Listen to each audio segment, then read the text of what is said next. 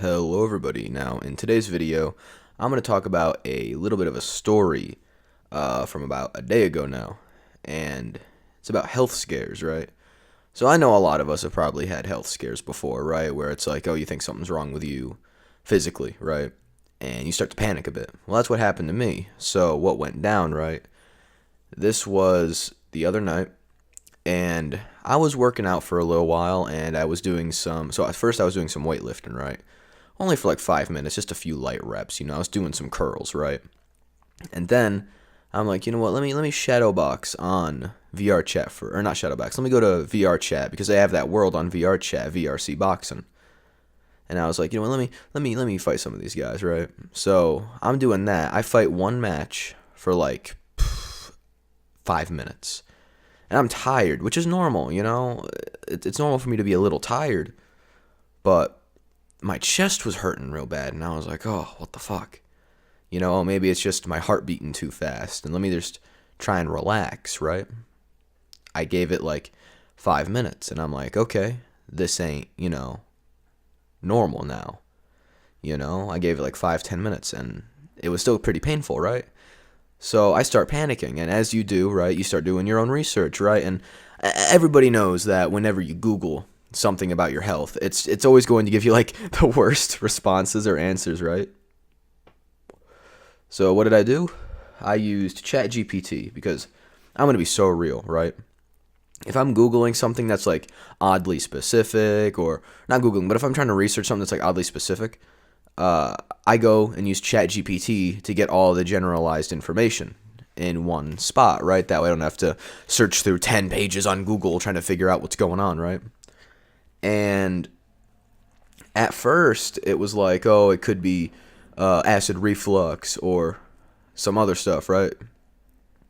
And then it started getting into like, oh, it could be something up with like your heart or something like that. And that's when I started panicking, right? So then I went on Google and I started doing research, and everything said, if you're having chest pain, you should always see a doctor about it, right? Because that's where your heart is. The center of your chest is where your heart is. A little bit more on the left side, but still, that's where your heart is. And you don't want to take the risk of something being wrong with your heart and you're not getting it checked out, right? Now keep in mind, this was probably about 4 in the morning. Yes, I was working out at 4 in the morning. Don't judge me, all right? I got problems. But I was working out at 4 in the morning. The chest pain started. I did some research, and yeah, I got a little nervous. Ignore that vibration, by the way. I was moving my microphone arm. But anyways, I start panicking. I'm like, okay, what's up here? I drank some water, tried to get myself to relax. My heart rate was fast as hell, and I had a lot of chest pain. So I was like, you know what, screw it. I'm going to go to the ER, right? So I wake up my grandfather, right? Wake his ass up. I explained the entire situation to him, and he's like, well, what do you want us to do? I'm like, I want to go to the emergency room. He's like, okay, let's get ready. So, and this is going to sound crazy, right? But we walked to the emergency room. It was only like 4 to 6 blocks away, right? And I was thinking to myself, okay, if I can walk to this emergency room without fucking dying, maybe I'll be all right, okay? So we walked to the emergency room, and I remember we were cutting through the parking garage, and I just remember like feeling so like scared. Honestly, I was a little scared, and it was the feeling of helplessness that really got to me. You know what I mean? I just felt helpless, and I really did not like that feeling. And I remember like I felt helpless, and I didn't like that, right? And as a Christian, I did the only thing I knew that I could do at this time, and that was pray in my own head. And I remember I was just thinking to myself, like, God, please let me be okay. Don't let me die this young, you know what I mean? And I was just like, come on, man. I know I've made some mistakes in my life. I've done some dumb shit. But come on, man. Don't let me die this young. That's what I was thinking to myself. I was like, Jesus, I know you're real. I know you can hear my thoughts right now. Don't let me die. And I remember we went up the elevator, got to the first floor, because we went through the parking garage. So, because it was just, an easier way up. I didn't want to walk uphill, you know what I mean? So we go up through the parking garage elevator. We get to the front area, right? So I go to the front desk at the reception. They're like, what's up? I started explaining my symptoms. So they started asking for like information. We fill out the paperwork, right? And I just remember like sitting. I didn't even sit in the waiting room. They got me in like immediately. Like we got done filling out the paperwork, and they immediately called me in, and they started asking me what was going on. I explained it to them, and immediately there was 3 nurses in that room, right? They said, okay, so listen, we're going to need you to get everything from the waist up off, hoodie and shirt and everything. And I was like, okay. And they got me, they immediately started hooking me up with like, you know, those stickers or whatever that they put on your chest for the EKG machine, so they can like get your information on your vitals and stuff, like your heart rate, your oxygen levels and everything else. They got me immediately hooked up to that, and they started asking me questions, the same questions that the person at the front desk was asking. And I explained everything to them, right? They're like, okay, well, you walked here, so you're most likely not having a heart attack. So let's, we're going to run some tests on you and all that. They didn't even really run any tests. What they did was they checked on my vitals. They monitored my vitals on a computer in a different room for some like 30 minutes, right? Just making sure my stuff was normal. And I asked one of the nurses, hey, because they would walk in and check in every couple of minutes, right? Because whenever you're having chest pain like that, and it could be your heart, they have someone like kind of check in on you at the beginning just to make sure like, everything's normal. And I asked the nurse, hey, how are my vitals looking? And she said, in all honesty, based on your vitals, you're probably one of the healthiest people that we've gotten in here so far. And I was like, oh, damn, okay, so that's good news, for now at least, right? And I just remember I was really anxious during this too. Like, I don't know what it is, and I think a lot of y'all who are watching this might be able to relate to it, but whenever you're in the ER, even if it's not for yourself, you just get really anxious, right? It's just something about that space, you know what I mean? But if you're in there, right, for yourself and not for someone else, it's even worse, right? And I just remember like, shit, what if something's seriously wrong, right? So after that, and what's crazy to me is they didn't run any tests, right? They just got me hooked up to the EKG machine, and we waited until the doctor came on shift, because the doctor that I was supposed to see hadn't even clocked in yet. So we're there. Eventually the doctor comes in. He asks me the same questions. I explain it to him, and he starts checking like my heart with the stethoscope, my lungs, everything else. And he said, all right, here's what we're going to do. We're going to get you a chest x-ray. I was like, okay. Now, typically with a chest x-ray, you're going to use it for like your heart and stuff, obviously, and bones. Not a chest x-ray, but you're going to use an x-ray for like, like your heart, obviously, and the muscles around that. And you're also going to use it for like bones and all that. But I thought that they were going to have me, like, because they have a specific room for the x-rays and everything, right? Nah, they didn't even do that. They just brought in the whole damn machine to me. A whole x-ray machine to me. And I was like, oh, okay, they wheeled it in. So they give me the x-ray, right? And I just remember like waiting to hear the results and everything, right? And eventually, doctor comes in. He says, okay. Oh, yeah. Before they even gave me the x-ray, they gave me like 800 milligrams of ibuprofen and 10 milligrams of some muscle relaxer. I'm not even sure what they gave me. It could have been fentanyl for all I know. It probably wasn't, obviously. But still, you know what I mean? It's like, they could have gave me anything. I don't remember the name of it that they gave me. They told me the name, forgot it. But, I remember after the results came back, he said, basically, it's torn muscles, like severely torn muscles. And from what I gathered from what the doctor told me was I had been working out my chest too much without taking any x-rays, or not taking any x-rays, the hell am I talking about, without taking any rest days. But I remember just like being, oh, thank God. But I just think to myself, like, normally for something as sensitive as like the heart, they would give you like a CAT scan too.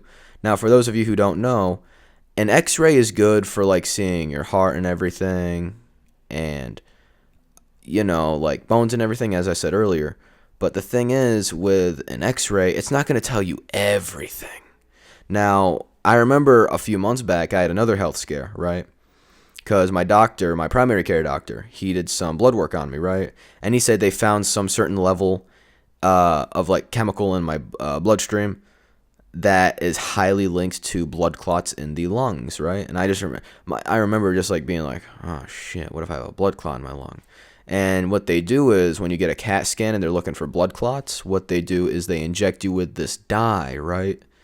And what it does is when they give you the CAT scan, the dye basically like highlights your blood and everything, and it makes like blood clots really stand out, right?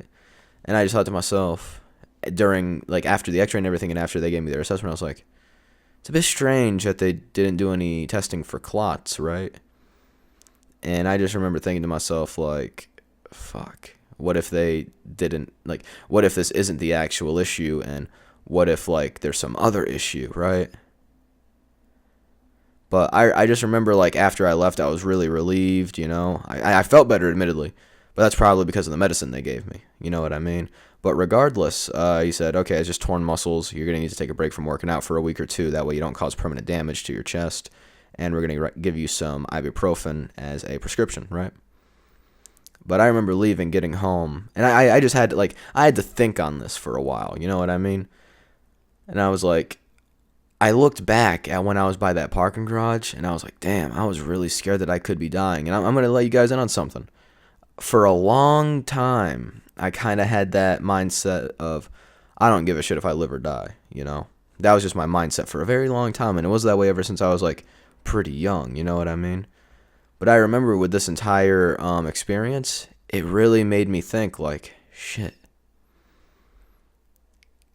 I've been looking at this all wrong, you know? And as a Christian, it's like, am I supposed to fear death? No. Well, I don't know. It's a bit iffy, you know what I mean? But it made me realize, like, shit. I am a little bit scared to die now, because it gave me a reality check, and it was a reality check I think that I really, really needed. You know what I mean? And it's like, it made me think, like, shit. If I were to die right now, would I go into heaven or hell? And I figure, with where I'm at, I might end up going to hell. And I'm not trying to, you know, be dark about this, but I thought to myself, like, damn, as a Christian, I need to be doing better. You know? And something I used to say all the time, even up until recently, which I completely disagree with now, was regardless of if I end up in heaven or hell, I'm very glad that I was given the privilege to live. While half of what I said there is true, the part where I am just happy to live the life that I've lived, I don't think I've looked at it correctly in terms of regardless of if I go to heaven or hell, I'm just happy that I got to live life. I don't think that that's a proper outlook to have. Regardless of, like, you know, that phrase that I used to say, or that quote, I guess, I realized how wrong I was for saying it, because, yeah, sure, like, we're not going to be perfect people. We aren't going to live a sinless life. There was only one man who did that, and that was Jesus. But the point that I'm making is, as a Christian and as a man, I should be trying to better myself in every way I can. I should be trying to better myself physically, mentally, and spiritually. Because there's three selves, right? There's the physical you, the mental you, and the spiritual you. And a lot of you guys are probably thinking, well, Gunnar, what do you mean by this? Well, the physical you is obviously your body, right? The mental you is your mentality, your thoughts, your emotions, and everything. But the spiritual you, or the spiritual self, is your soul, right? Now, I don't care how depressed you are, how emo you are. You got a soul, right? I don't care if you're like, oh, I don't got a soul. Oh, I'm depressed. No. Everybody has a soul, okay?